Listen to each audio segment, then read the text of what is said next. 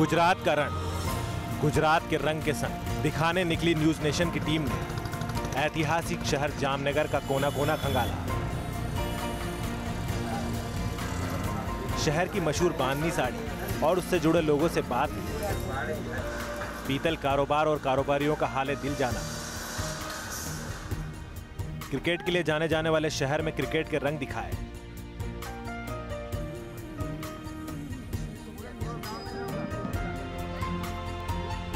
लेकिन इन सबसे हटकर कुछ ऐसा भी था जिसे दिखाए बिना जामनगर की बात अधूरी है। लिहाजा हमारी टीम जामनगर के बाला हनुमान मंदिर पहुंची, जहां गाई जा रही रामधुन बाहर तक सुनी जा सकती है। मंदिर के अंदर से बज रही रामधुन मंत्रमुग्ध करने वाली थी, तो वहां भक्तों की चहल पहल भी लुभा रही थी। इस देश में राम भक्तों की कोई कमी नहीं और श्री राम जय जय राम ये रामधुन लगातार कई मंदिरों में चलती है।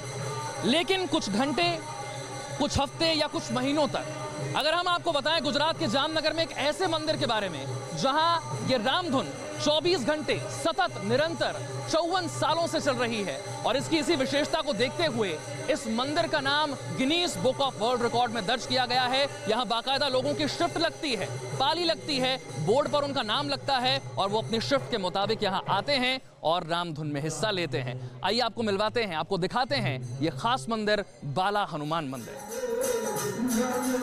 मंदिर में एंट्री के बाद वहां का विहंगम नजारा हैरान करने वाला था। मंदिर में भगवान राम की प्रतिमा के आगे भक्तों का हुजूम बैठा था। सभी रामधुन में मग्न थे। क्या बच्चे, क्या बूढ़े, जवान और महिलाएं, सभी भक्ति के रंग में रंगे हुए दिखे। बाला हनुमान मंदिर के पुजारी जयपाल सिंह जी इस वक्त हमारे साथ हैं।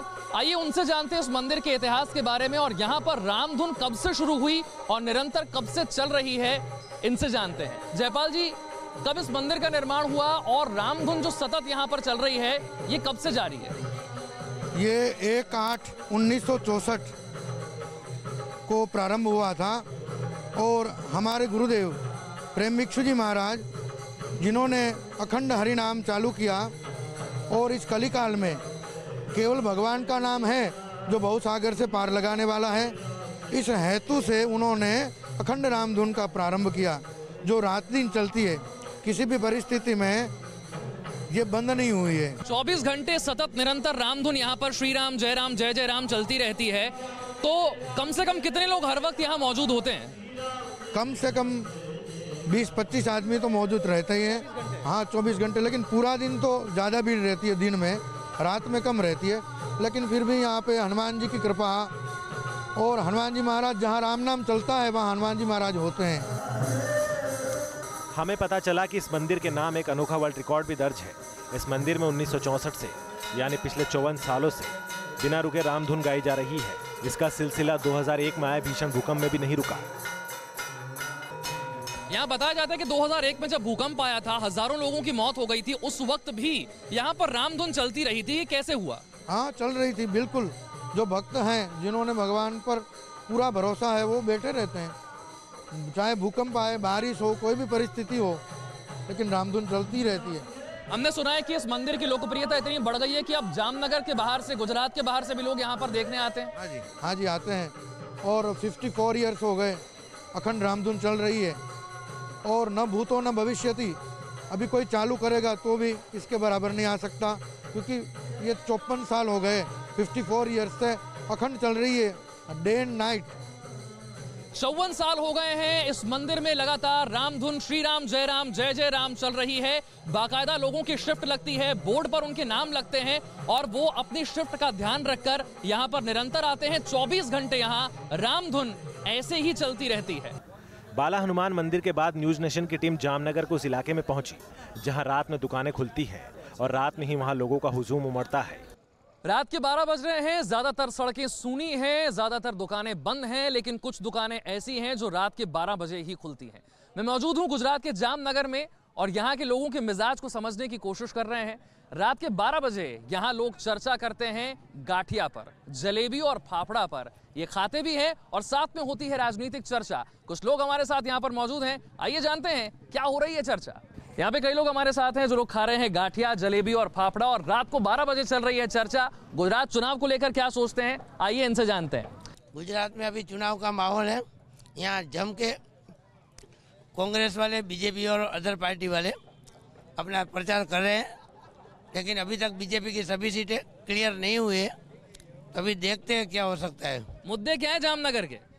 जामनगर के वैसे तो काफ़ी विकास अच्छा हुआ है, लेकिन फिर भी रोजगारी का सबसे बड़ा मुद्दा है। यहाँ पे थोड़ी बेरोजगारी ज़्यादा है।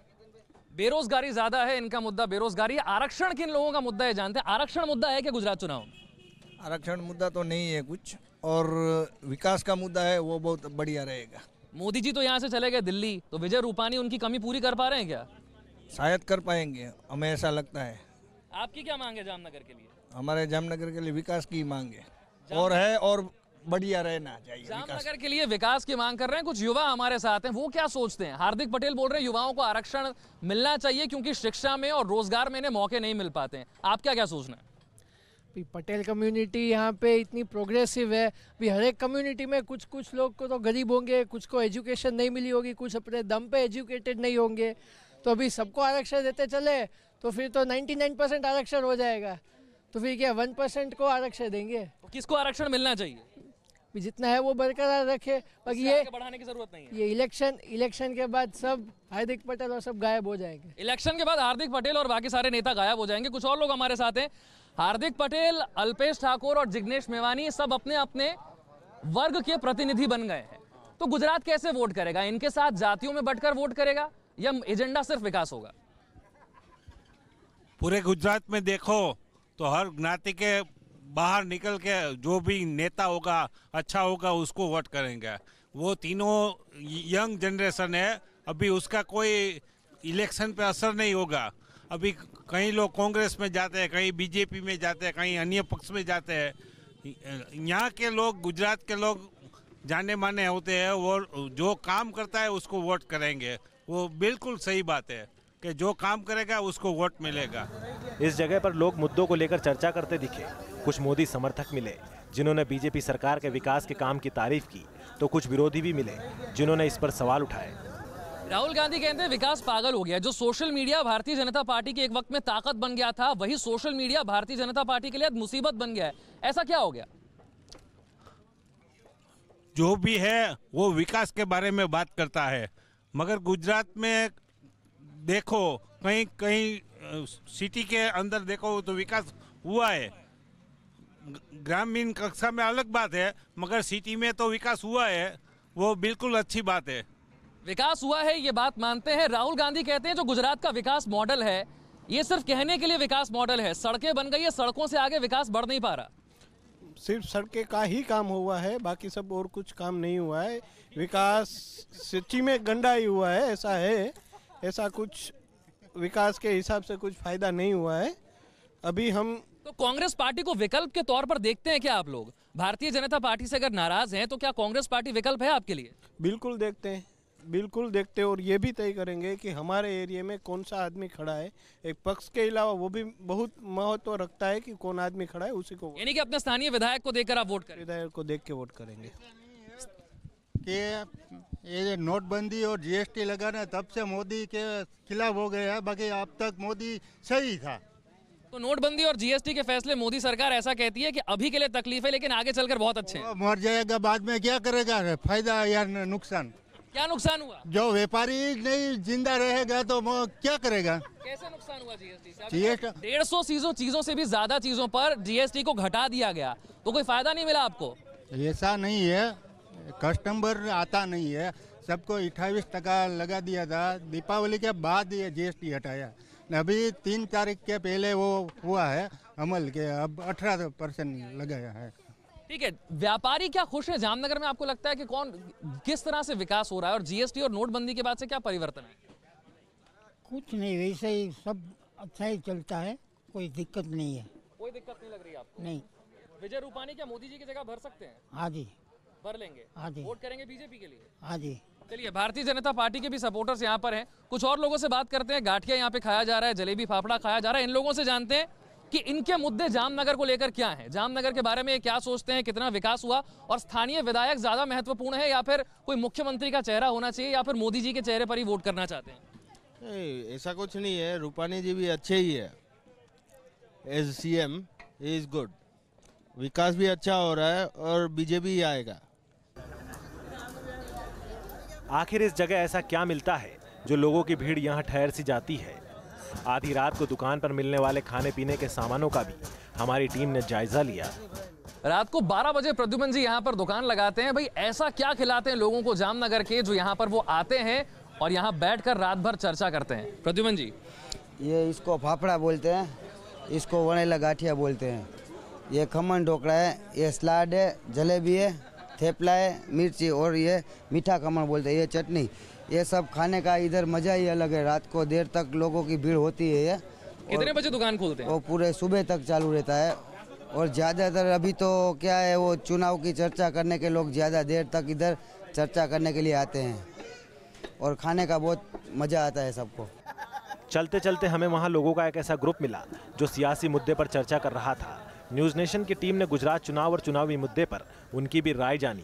कई और लोग मौजूद हैं जिनका गुजरात के विकास को लेकर सोचना क्या है, उनसे समझने की कोशिश करते हैं। गुजरात के विकास मॉडल की जो चर्चा हो रही है, कितने सहमत हैं आप उससे? क्योंकि कुछ लोग कहते हैं सिर्फ सड़कों तक आकर विकास रह गया है, आगे ऐसी बहुत सी सुविधाएं जो मिल नहीं पा रही है। सरकारी डिस्पेंसरियों में जाओ, दवाइयां नहीं मिल रही है, सरकारी हॉस्पिटलों में आप नहीं पहुंच पाते हैं, स्कूलों में एडमिशन नहीं हो पा रहे हैं। आपका क्या सोचना है?